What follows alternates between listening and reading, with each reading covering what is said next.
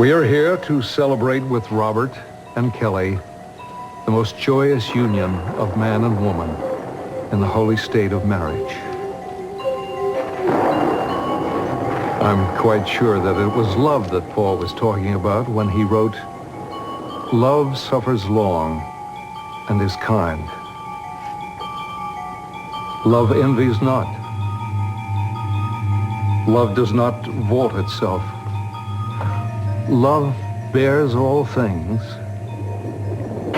Love believes all things." Marriage is a sacred union. I'm sorry. I know the Capwells put a lot of stock in tradition, and it is not tradition to stop a wedding, but I feel I have to. There are a lot of things that I want to say to you. For a lot of my life, I have felt very lost. And it scares me to think that I was getting used to that feeling. I think it's a feeling that you understand, Robert. All that is going to change today.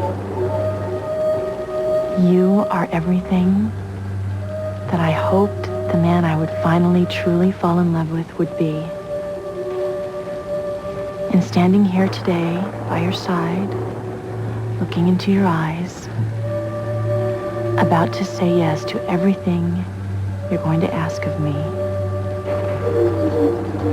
I suddenly don't feel lost. To have and to hold from this day forward, for richer or poorer, for better or worse, in sickness and in health.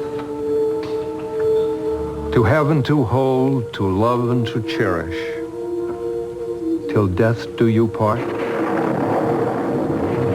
I do. To have and to hold, to love and to cherish, till death do you part? I do.